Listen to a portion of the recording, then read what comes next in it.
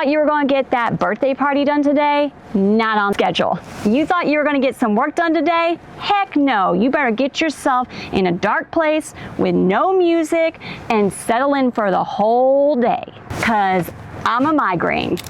I'm Dr. Christina, a doctor of physical therapy, and I am here to tell you about a not often thought of way to deal with migraines. We all know the traditional ways that people handle migraines. They get Botox, they take medication, they might even get surgery. But have you ever thought about using physical therapy to help reduce and prevent your migraines? Today, I'm going to go over 4 exercises that you can do at home on your own time to reduce your symptoms when you're having a migraine and also to prevent them from coming back.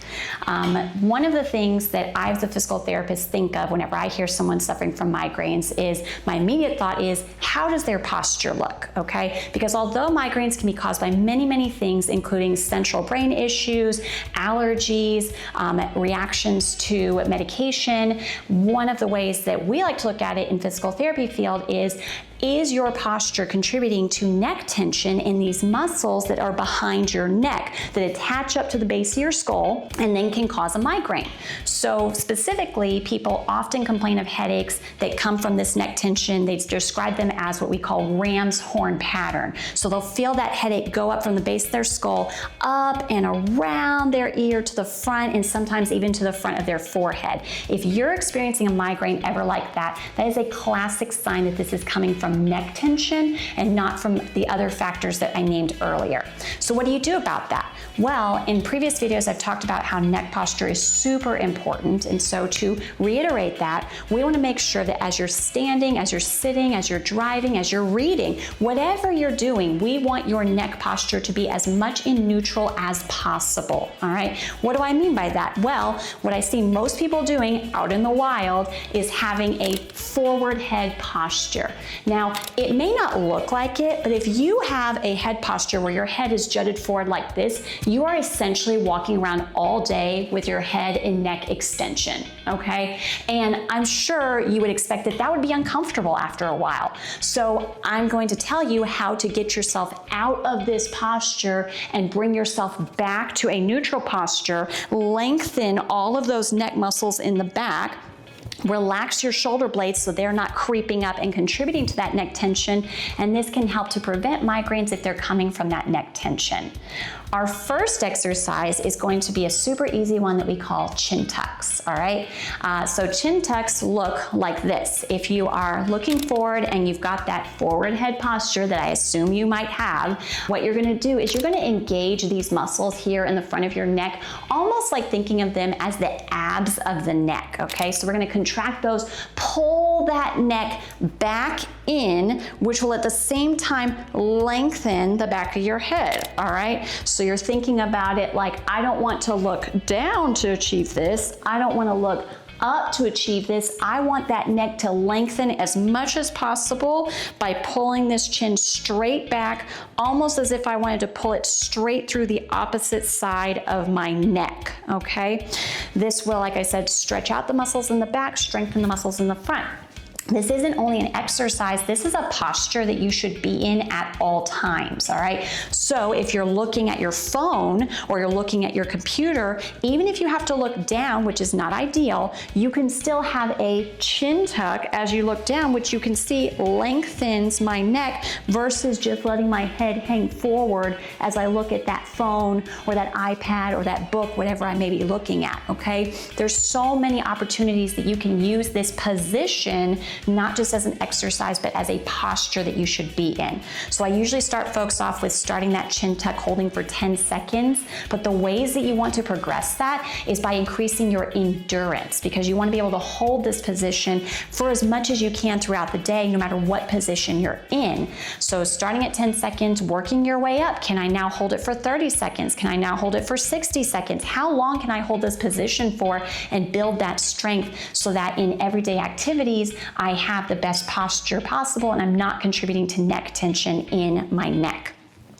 The next two exercises are going to be neck specific stretches, okay? So for those, what you're going to do is you want to stabilize the arm of the side that you're going to stretch. So let's pretend that we want to stretch my right side of my neck. This may look like your left, but this is my right from this angle. So we're going to either tuck our arm behind our back to keep the shoulder down, or if you're sitting on something like a chair, you can hold on to the bottom of that chair just so your shoulder doesn't pop up as we do this next part, okay? So we're keeping that shoulder down, and then we're going to side bend away. Side bending is going to be very clearly just a side bend. You don't want to add a rotation to it. You don't want to add the rotation this way. You want just a side bend to the side.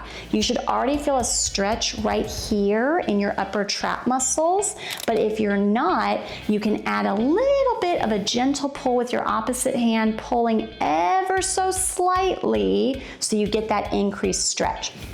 These stretches should be gentle, not aggressive, because you don't want your body to react negatively and then start tensing up because you pulled too hard, okay? So as soon as you start to feel a pull with it, that's enough. You don't need to keep pulling aggressively, all right? We're holding that stretch for at least 30 seconds, and you can hold it up to 90 seconds. If you are not holding it for at least 30 seconds, you are doing nothing to help with the long-term length of that muscle, all right? So that was stretch number 2. Stretch number 3 is going to be, again, tucking that arm behind your back because you want to hold that shoulder down, or holding onto the bottom of the seat that you're sitting on to keep that shoulder down. This time, you're going to rotate first. So rather than side bend first, you're going to rotate first. Look down to your opposite armpit.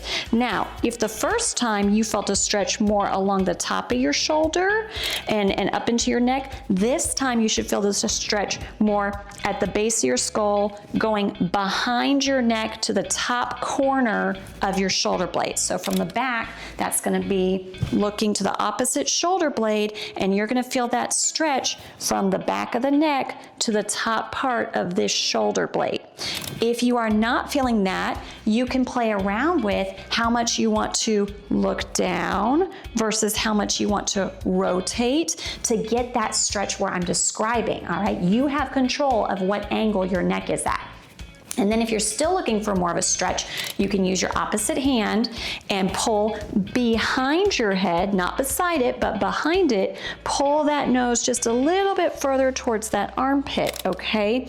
I'm feeling this stretch, and then I'm gonna hold for, guess what, 30 to 90 seconds. The last exercise that I want to go over is shoulder blade scapular retractions and depressions, okay?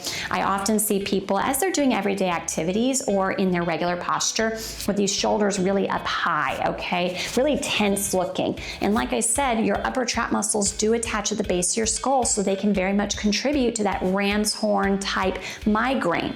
So what we're going to do is we're going to use these lower trap muscles below your shoulder blade to pull that shoulder blade down and keep it away from your ear, so that instead of having these elevated and tight upper traps, we're now going to have relaxed upper traps and tight lower traps, okay? Once you do the depression first, then you can squeeze your shoulder blades just enough that you get a neutral across your chest. You don't want to squeeze so much that you arch your back. You just want to squeeze enough that your chest becomes neutral and you've got your shoulder blades locked in, the bottom corners squeezing together, not the top corners of your shoulder blades squeezing together. If you try these exercises in the moment when you're having a migraine, or you do them all the time every day to prevent migraines from coming on, they will help maintain more flexibility in your tissue around your neck, which will reduce that tension pulling on your skull and then causing that radicular pain into that ram's horn pattern. If doing these stretches alone is not helping you get rid of those migraines, but you've tried all the other things that we've talked about and you really don't want to go the surgery route, please go see a local neuromuscular expert, a physical therapist, and we'd love to provide that hands-on treatment that maybe you can't get on your own at home. Stretching and exercising may not be enough, and you may need additional hands-on treatment to get those muscles to finally let go. But I've worked with lots of patients who've had lots of success getting rid of their migraines with working with a physical therapist, doing taping, doing soft tissue massage, or doing dry needling. So please go ahead and contact a physical therapist and ask them what they can do to help you. If you found this video helpful for you or your migraines, or you know someone who suffers from migraines and could find this video useful, please like the video, comment to let me know it was helpful, share the video, and subscribe so you'll know when my latest video is coming out. I'm going to continue to share tips and tricks from a physical therapist to make your life easier.